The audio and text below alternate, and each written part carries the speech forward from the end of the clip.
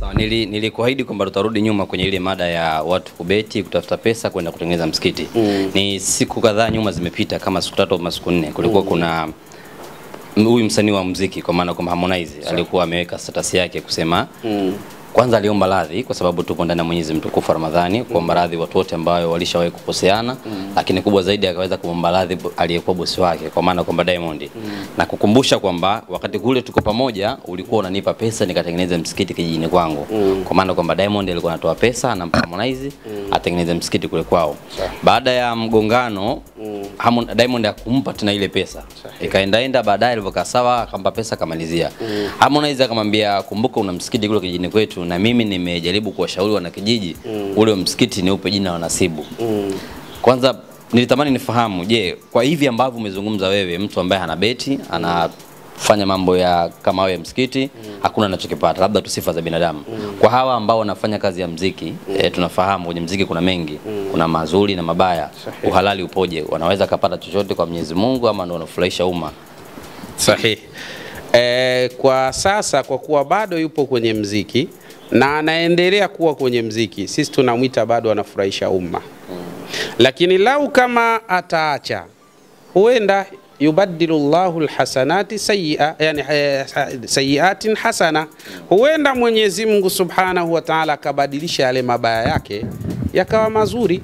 Lakini kwa sasa kwa kuwa bado yupo kwenye muziki, na kwenye muziki kuna mauzauza mengi katika yasiyokuwa ya halali, basi tunahukumu kwamba ule muziki ni wasifa tu, apewe sifa na watu. Nini msikiti ni wasifa tu, apewe sifa na watu, lakini watu wakiswali wanapata thawabu kama kawaida wao wanaoswali, na swala zao ziko vizuri wala hazina tabu katika hali ya namna hiyo.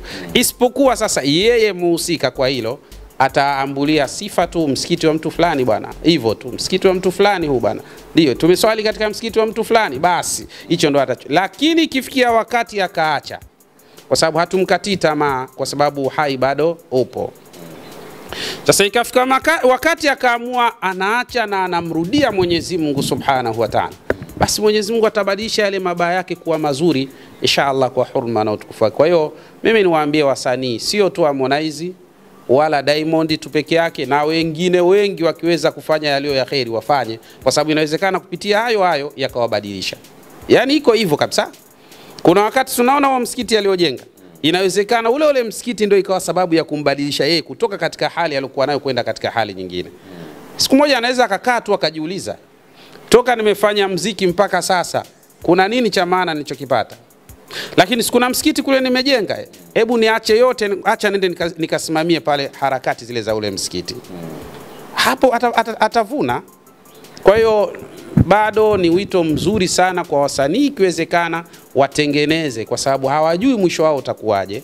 Na siku zote tunakuwa tunamuomba Mwenyezi Mungu Subhanahu wa Ta'ala. Mtume anatuambia mnapomuomba Allah Subhanahu wa Ta'ala msisahau kuomba vitu vifuatavyo. Moja, msisahau kumuomba Mwenyezi Mungu afya njema, sababu afya ndio mtaji. Lakini kadhalika jambo la pili, msisahau kumuomba Mwenyezi Mungu husnul khatima, mwisho mwema, kwa sababu unaweza ukawa mwema sana alafu kamaliza hovyo, na unaweza ukawa mtu wa hovyo sana lakini ukamaliza vizuri. Kwa hiyo cha msingi ni kumwomba Mwenyezi Mungu Subhanahu wa Ta'ala afya tele, lakini kumwomba Allah Subhanahu wa Ta'ala mwisho uliokuwa mwema kabisa katika hali za namna hii.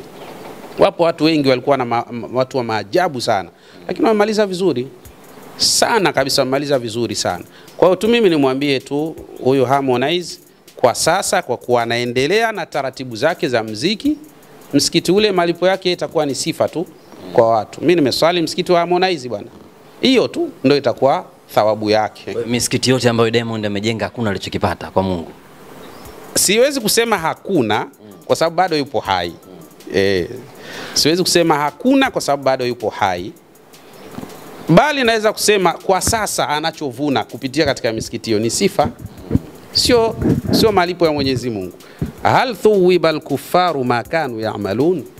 Sasa hivyo manake, je, watalipwa wale ambao wasio waislamu au wale ambao wanafanya matendo yasiyomridhi Allah Subhanahu wa Ta'ala kwa wema wanaofanya, mali wanaochuma katika mambo ambayo Mungu kayakataa, alafu kwa mali hizo wakazitoa kwenda kuyafanya yale Mungu anayoyakubali, kwa haya Mungu atawalipa? Kwa kuwa hapana, maana yake ni nini? Ila wakiacha wakatubia kwa Mwenyezi Mungu, Mwenyezi Mungu ana uwezo wa kubadilisha haya mabaya yao yakawa mema. Kwenda tena kwa yule ambaye yeye kajenga msikiti kwa mali ya haramu, hali ya kuwa bado anaendelea kudumu katika haramu. Lao itafikia mahala akaamua kuacha, baada ya kuamua kuacha akatubia kwa Mwenyezi Mungu Subhanahu wa Ta'ala, kuanzia hapo na yale mabaya yake yanabadilishwa kutoka kuwa mabaya na kuwa mema. Kwa kuwa yakibadilishwa kutoka kuwa mabaya na kuwa mema, kuanzia hapo sasa hii itakuwa ni sadaqatun jaria, itakuwa ni sadaka inayoendelea. Na Mtume anasema yani sadaka inayoendelea inamuendea mtu aliyekufa kaburini kwake, hata kama yeye mwenyewe hayupo katika hali, yani hayupo hapa duniani, yupo kaburini, ataendelea kupata thawabu zake. Lakini ni baada ya wewe kujitakasa nafsi yako, kurejea kwa Mwenyezi Mungu, yale makovu uliyofanya Mungu anayabadili kutoka kuwa makovu kuwa kitu sahihi sa katika hali za namna hiyo. Kwa hiyo kwa sasa hivi, kwa kuwa Diamond ni mzima, ana akili timamu, ana afya tele, lakini kwa hali ya namna hiyo hajamrejea Mwenyezi Mungu, ila kajenga misikiti iliyotokana na mali ya haramu. Kinachotokea misikiti ile watu wakiswali wanapata thawabu, ila yeye thawabu hatopata, bali malipo yake itakuwa ni kule kutajika, kusemekana tu bwana fulani kaswali msikiti wa Diamond, hapo tu sifa tu ataambulia hilo. Akishtuka sasa akaza bana, sijui uhai wangu unaelekea wapi. Akasema jamani, mimi namrejea Mwenyezi Mungu. Kuanzia pale na yale mabaya Mungu anayabadili kuwa mazuri. Si unanielewa? Mwenyezi Mungu anayabadili yale yanakuwa mazuri sasa katika hali za namna hiyo. Maadamu katubia kwa Mwenyezi Mungu, kaamua kuachana na mabaya. Kwa hiyo hawezi kusema sasa tunauvunja huu msikiti kwa sababu msikiti tuliujenga kwa mali ya haramu. Hauko hivyo. Mungu anabadili kutoka kuwa haramu kuja kuwa nini? Halal, kwa sababu asili ya mtu mwenyewe katika kuyafanya hayo kaisha kiri ya kwamba alifanya makosa na kaomba msamaha kwa Mwenyezi Mungu Subhanahu wa Ta'ala, na sasa kaisimama katika misimamo, yani katika mstari uliokuwa sawa sawa. Msikiti wakati huo sasa utakuwa unarejesha thawabu upande wake katika hali za namna hiyo. Anayeomba radhi au anayeomba msamaha huwa hahukumiwi tena kwa makosa yake. Yale makosa huwa yanaisha kuanzia hapo. Kwa mfano, ije mathalan niwe nimekuibia mimi, baadaye nikakaa nikaona baada ya kuiba kile nilichoiba nikauza au nikafanya ninachofanya nikawa sina tena hicho kitu. Lakini kafikia wakati sasa mimi nikaona hebu nije kwako, nije nikuombe msamaha. Bana, mimi nimekuja ndugu yangu bwana Nyundo, hali yangu mbaya sana, lakini naomba msamaha, mimi ndio nilokuibia kadha na wewe unajua. Ndio.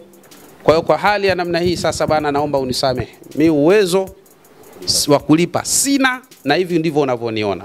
Wewe ukaniambia kuanzia leo nimekusamehe fi dunia wal akhirah, nimekusamehe kabisa, sina mashaka na wewe. Kwa hiyo yale makosa ya wizi hayahesabiki tena.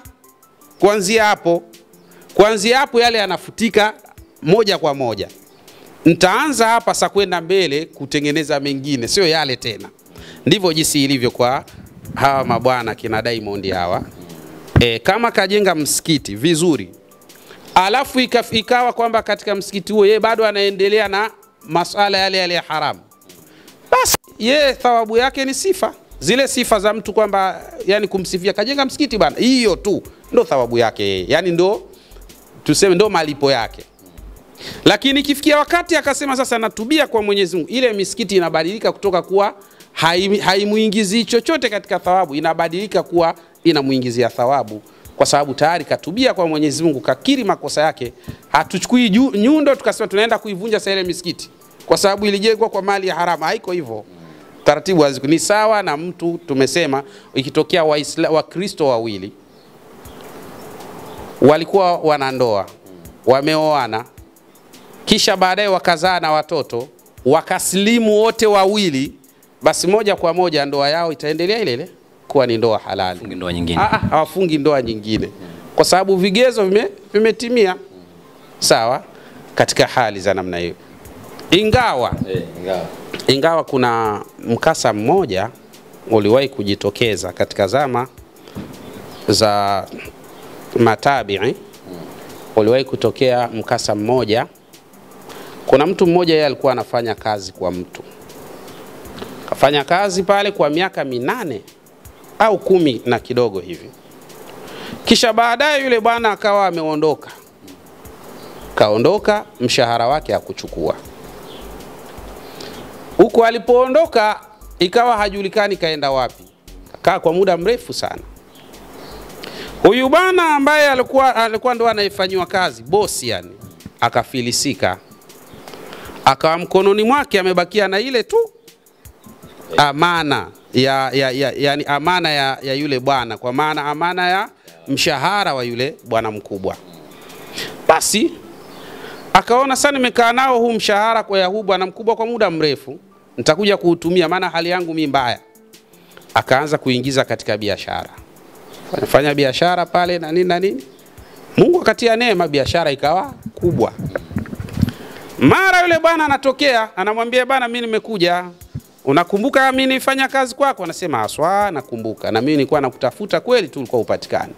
Sasa bwana unakumbuka kuna amana yangu ambayo niliacha hapa? Kama naam nakumbuka. Kuna mshahara wako kiasi fulani. Ndiyo. Basi bwana mimi nimekuja leo nipate huo mshahara wangu, nikaangalie pia namna kufanya huko. Yule bwana akamwambia njoo nikuonyeshe. Kampeleka katika bidhaa zote zile.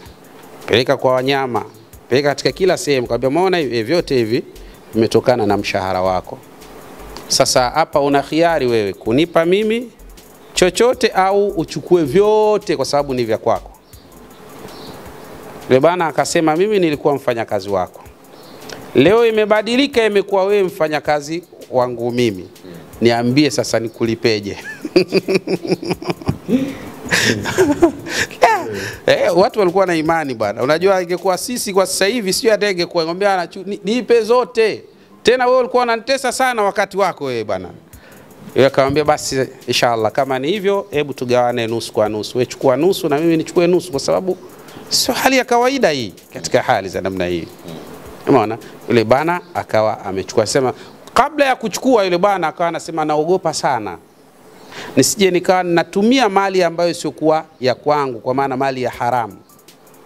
Kwa sababu hii nilichokifanya mimi ni inatokana na ya kwako wewe. Nisikushurutishe unipe vile ninavyotaka mimi.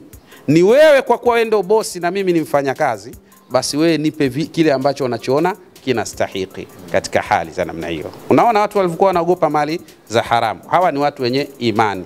Sasa yule mtu yupo katika haramu kabisa, tipikali kila kukicha asubuhi na jioni yeye anachezea kwenye haramu. Alafu kafikia wakati akaamua kuacha.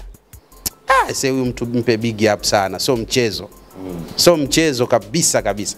Tofauti na hivyo ndio utaona anaacha siku 2 alafu anarudia kule kule. Sijamtaja. Kuna mvutano kwenye mitandao ya kijamii kuhusiana na mwezi mtukufu wa Ramadhani. Sawa. Imeibuka hoja, wapo ambao wanasema kwamba mwezi mtukufu ni miongoni mwa miezi mitukufu, amini kwamba mwezi wa Ramadhani miongoni mwa mwezi mtukufu. Wengine wanakanusha, wanasema hapana, kila mtu anavuta upande wake. Kwako imekaaje, ama kipi ambacho unafahamu, kipi ambacho ni sahihi kwenye hoja za wawili? Kwa mimi mwezi wa Ramadhani ni zaidi ya miezi mitukufu. Yani mwezi wa Ramadhani ni zaidi ya miezi mitukufu. Kwa nini? Kwa sababu ndani ya mwezi mtukufu wa Ramadhani kimeteremshwa kitu bora zaidi kuliko vilivyo bora. Unaelewa? Yani maana yake imeteremshwa Qur'ani ambayo ni bora zaidi kuliko vilivyo bora. Kwa hiyo mwezi wa Ramadhani unapata ubora kwa kuteremka ndani yake Qur'ani kilicho bora zaidi kuliko vilivyo bora. Kwa hiyo mwezi wa Ramadhani ni mtukufu zaidi kuliko ile miezi 4 mitukufu katika hali za namna hiyo. Lakini ndani ya mwezi wa Ramadhani kuna usiku mmoja. Mwenyezi Mungu anasema usiku huo namna ulivyo khairum min alfi shahari. Sawa? Yani usiku huo ni bora zaidi kuliko miezi 1000. Manake usiku huu mmoja tu ni bora zaidi kuliko miezi 1000. Vipi mwezi wenyewe unakuwaje katika hali za namna hii? Manake mwezi wa Ramadhani ni zaidi ya mwezi yani zaidi ya miezi mitukufu kwa yale matukufu yaliyo katika mwezi mtukufu wa Ramadhani. Kwa mfano mwezi wa Muharram ni mwezi mtukufu, lakini nani aliona katika mwezi wa Muharram kuna watu wanasali tarawehe? Hakuna. Nani aliona katika mwezi wa Muharram kuna watu wanafunga saumu mwezi mzima? Hakuna. Ni nani aliona katika mwezi wa Muharram ya kwamba Mtume anasema 10 la kwanza watu wanaachwa huru kutokana na moto, 10 la pili, 10 la rehma, nani aliona? Hakuna. Lakini ni mwezi mtukufu. Mwenyezi Mungu Subhanahu wa Ta'ala ameueleza kuwa ni mwezi mtukufu. Lakini mwezi wa Ramadhani ni mwezi mtukufu zaidi kupita miezi minne mitukufu. Kuna usiku mmoja tu ni bora kuliko miezi 1000. Lakini kadhalika ndani ya mwezi wa Ramadhani imeteremka Qur'an. Ndani ya mwezi wa Ramadhani huteremka malaika pamoja na Jibril. Tanazzalul malaikatu waruhu fiha. Huteremka malaika pamoja na Jibril wakiwa ndani yake. Tena salamun hiya hatta matla'il fajr, na itakuwa ni amani mpaka itapochomoza alfajiri. Kwa hiyo mwezi wa Ramadhani ni zaidi ya miezi mitukufu. Malizie, wapo ambao wanajiuliza kwamba mwezi mtukufu Sheikh Diwani labda atakuwa huduma zake zitolewi. Tunafahamu kwamba wewe ni miongoni mwa watu ambao wanasaidia watu kwenye madua, shida tofauti. Ni kweli kwamba huduma imestopishwa mpaka Ramadhani itapokuwa imekwisha hapo ndani ya mfungo, ama maana yake nini? Hapana. Huduma zinaendelea kama kawaida. Na hata ukimsoma mwana wa chuoni ambao ni salafu salih, bwana mkubwa Ahmad ibn Hanbal, yanaeleza kwa ufasaha kabisa kama kuna mwezi uliokuwa bora katika kufanya matibabu, basi ni huu mwezi mtukufu wa Ramadhani. Na ndio maana inshallah biidhnillah mnamo 10 la pili tunataraji kuwa safarini kuelekea katika ardhi ya Mombasa kwa ajili ya kazi hii ya masala ya tiba, kwa sababu kuna mtu kule ana mashaka yake. Tulizungumza naye, baada ya kuzungumza naye tukamshauri. Baada ya kumshauri katika sala hili akasema niko tayari kuyatekeleza yanayohitajika, basi akayatekeleza yale yanayohitajika.